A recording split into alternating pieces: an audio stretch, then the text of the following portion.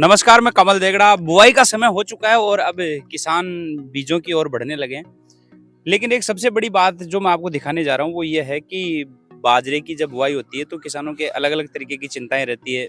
फसल पैदावार होगी कि नहीं होगी, आंधी, तूफान, पश्चिमी विक्षोभ ऐसी कई परेशानियाँ होती है किसान के आगे-पीछे जब फसल बुआई से लेकर कटाई तक। लेकिन आज मेरा जो मकसद है आपको दिखाने का वो ये है कि एक तुर्की से एक बीज आया है और ये बीज लेकर आए हैं। मेरे साथ बैठे हैं किसान गोपाल चौधरी जो जोटड़ा विधानसभा क्षेत्र के वार्ड नंबर 45 में रहते हैं। और मैं आपको बता दूं कि इनका जो एक बेटा है, इनके 2 बेटे हैं और छोटा बेटा कृषि वैज्ञानिक है और बहुत अच्छे अंक लाकर उसने ये अचीव किया था।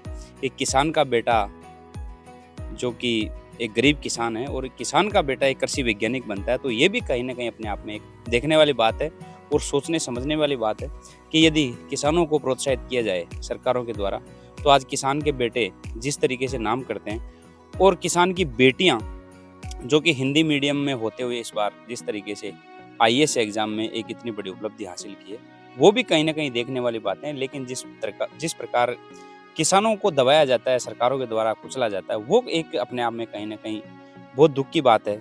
लेकिन फिलहाल आज मेरा ये विषय नहीं है। मेरा जो विषय है वो ये है, मेरा विषय कि आपको इस बाजरे के बारे में बताऊं। और ये जो बाजरा है वो आप इस बीज को काफ़ी लोगों लेकर गए हैं। मैं और भी ये बताऊंगा कि ये जो लोग मेरे आसपास बैठे हैं वो यहाँ क्यों आए हैं और इनका यहाँ आने का क्या मकसद है। फिलहाल पहले मैं आपको गोपाल चौधरी से रूबरू करवाता हूँ जो इस बाजरे को सबसे पहले लाए थे और सबसे पहले जिन्होंने इस बाजरे को बोया था। गोपाल जी, क्या है इस बाजरे के बारे में क्या बताएं? ये ऐसा है, देसी बाजरा बताया था मेरे को जी और मैंने पहली बार इसमें कोई वीडियो डाला हुआ था, जी वो देखा था तो वो कोई तुर्की के वैज्ञानिकों ने, अपने भारत के वैज्ञानिकों ने इसने जो है देसी बाजरा को उत्पादन बढ़ाने की और इसके चारा की, अनाज की, दोनों की ऐसा कुछ आया था। मैं गई साल 3 किलो बाजरा लाके इसमें बोया, बहुत अच्छा उत्पादन हुआ। इसका चारा भी बहुत जानवरों के लिए खाने के लिए उपयोगी है और ये बाजरा भी खाने के लिए उपयोगी। इसमें फास्फोरस वगैरह जो तत्व अच्छे होते हैं उसकी मात्रा भी अच्छी है, ऐसा बताया गया था मेरे को भी। तो ये अच्छी भी है।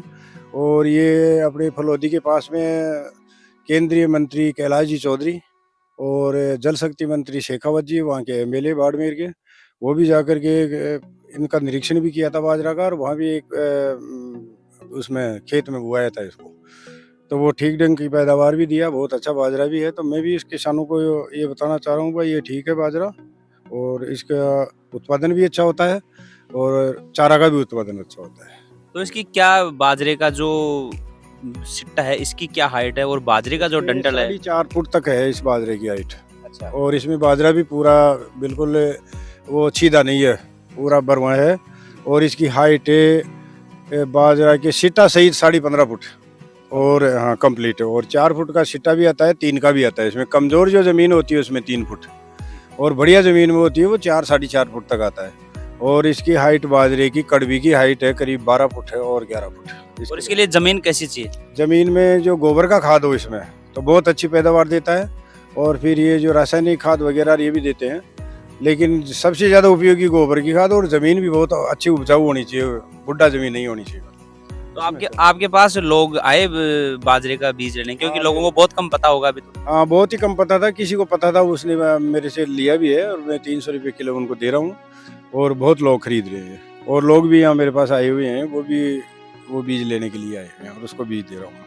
और जो किसी किसान को बीज चाहिए तो अभी मेरे पास बीज है करीब 1 कुंटल के आसपास, वो मैं उपलब्ध करा देता हूँ। तो आप देखिए, एक सबसे बड़ी जो बात है कि ये 300 रुपये किलो इस बीज को दे रहे हैं, जबकि कई ऐसी कंपनियां, मैं नाम नहीं लूँगा, लेकिन वो कोई सा भी जो बीज उसको पैक करते हैं, एक अच्छी पैकिंग करते हैं और उसको 500 रुपये, 600 रुपये, 700, 800 रुपये किलो तक उसको बेचते हैं। मैं कैमरामैन से कहूँगा एक बार थोड़ा पास से दिखा दें कि देखिए यहाँ तक आ रहा है मेरे ये। तो लगभग मेरी 5 फुट 8 इंच मेरी खुद की हाइट है और उसके हिसाब से यहाँ तक आ रहा है। तो लगभग इसकी 4.5 फुट हाइट आप मान सकते हैं, 4.25 4.5 के लमसम। और भी किसान हैं हमारे साथ, उनसे बात करते हैं वो यहाँ किस लिए हैं। आपका क्या नाम है? बाबूलाल चौधरी है मेरा नाम। मैं भी यही सुना भाई 4 फुट का, ये सट्टा हुआ 4 फुट का है, तो मैं भी बीज लेने आया हूँ। आपको विश्वास हुआ था कि ऐसा हो सकता है? देखने के बाद में विश्वास हुआ। अच्छा। ऐसे तो कैसे होता। फिर मैंने आके देखा तो 5-7 किलो बाजरा लेके जाऊंगा।